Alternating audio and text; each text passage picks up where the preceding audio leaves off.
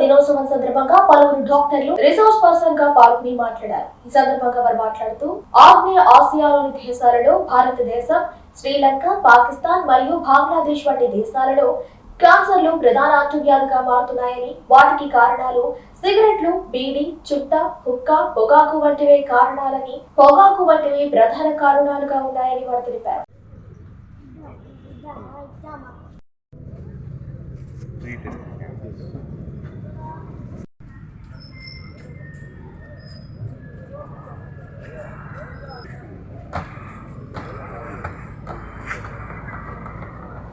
ఇవాళ ఫిబ్రవరి 4th నోటి cancer అవగాహన దినోత్సవం.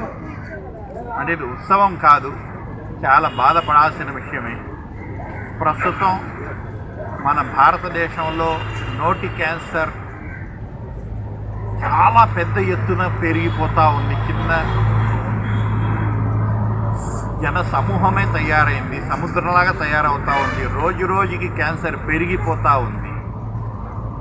ఈ నోటి క్యాన్సర్లో మన భారతదేశం ఆల్మోస్ట్ మొదటి స్థానానికి చెందుకుంటా ఉంది. ఇది ఆనందపడే విషయం కాదు, చాలా బాధపడాల్సిన విషయం.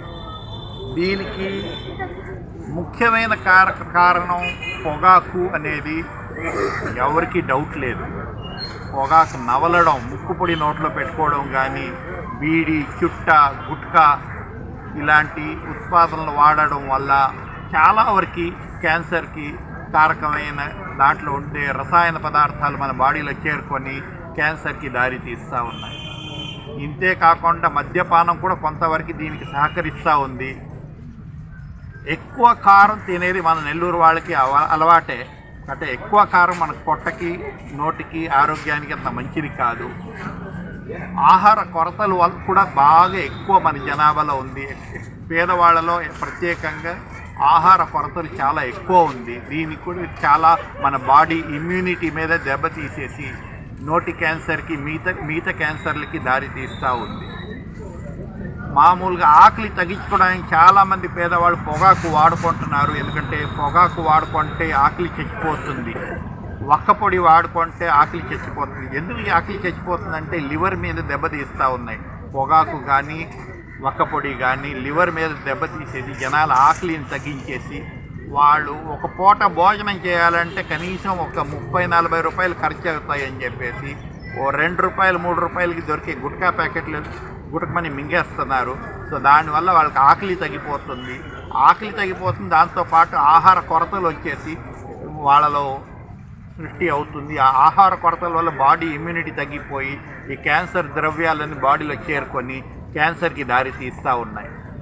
సో ఇది మన ఆహార కొరతలు తొలగించాల్సిన చాలా ముఖ్యమైన కారణం.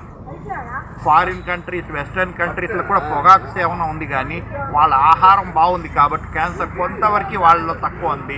మన దగ్గర ఆహార కొరతలు ఎక్కువ ఉంది కాబట్టి క్యాన్సర్ ఎక్కువ దారి తీస్తుంది. జన్యుపరంగా కూడా, జెనెటిక్గా కూడా మనలో కొద్దిగా ఎక్కువ క్యాన్సర్ ససెప్టిబిలిటీ ఉంది. క్యాన్సర్ క్రిమిలు ఉంటాయి, వైరసెస్ ఉంటాయి, ఇవి కూడా క్యాన్సర్కి దారి తీస్తూ ఉన్నాయి. మళ్ళీ మనం తీసుకునే bottled foods, stored foods, frozen foods, ఇప్పుడు ఈ మధ్య ఫాస్ట్ ఫుడ్స్ అందరు తింటూ ఉన్నారు. దాంట్లో రకరకాల ఎడిటివ్స్, ప్రిజర్వేటివ్స్ పెడతా ఉన్నారు. ఇవి కూడా కొంతవరకు క్యాన్సర్కి దారి తీస్తూ ఉంది. ఇప్పుడు ప్రస్తుతం మా ఒపీనియన్ అడిగితే ఇంతకుముందు లాగా ఇంట్లోనే చక్కగా శుభ్రంగా ఉండే ఫుడ్ తయారు చేసుకొని మనం తిన్నామంటే ఈ పొగాకు, వక్కపొడి, మద్యపానం ఇలాంటి నుంచి దూరంగా ఉంటే మనం ఆరోగ్యవంతంగా ఉండొచ్చు. క్యాన్సర్ని చాలా వరకు అరికట్టే అవకాశం ఉంది. దీంట్లో ఒక దౌర్భాగ్యం ఏంటంటే టొబాకో ప్రమోషన్ బోర్డ్ అని గవర్నమెంట్ తరఫు నుంచి ఉంది. దీనికి కొంతమంది ఐఏఎస్ ఆఫీసర్స్ ఉన్నారు. పొగాకు ద్రవ్యాల వల్ల నోటి క్యాన్సర్, మొత్తం ఇతర క్యాన్సర్లు కూడా వచ్చాయి. బ్రెస్ట్ క్యాన్సర్, లంగ్ క్యాన్సర్ అన్నీ కూడా వస్తాయి. ఇక వీటి వల్ల మనకు బ్లడ్ ప్రెషర్ కూడా పెరిగే అవకాశాలు ఉన్నాయి. హార్ట్ అటాక్ వచ్చే అవకాశం ఉంది. స్ట్రోక్ అంటే చేతుల కాళ్ళు పడిపోయే అవకాశాలు కూడా ఉన్నాయి. ఇలాంటి చాలా రకాల జబ్బులు వచ్చే అవకాశం ఉండేటప్పుడు ఈ ద్రవ్యాలని మనం మనుషులు వాడకూడదు. ఒక రకంగా అడిగితే పొగాకు అనేది ఒక రకమైన పాయిజన్ అమ్మడానికి పర్మిషన్ ఇవ్వకూడదు అని అందరికీ తెలుసు. అయినప్పటికీ గవర్నమెంట్ కొద్దిగా ఆదాయం వస్తుందని దీని మీద వాళ్ళు చాలా వరకు ఒక ఫోకస్ పెట్టుకున్నారు. అది మంచి పద్ధతి కాదు. మన జనాల ఆరోగ్యం అనేది చాలా ఇంపార్టెంట్.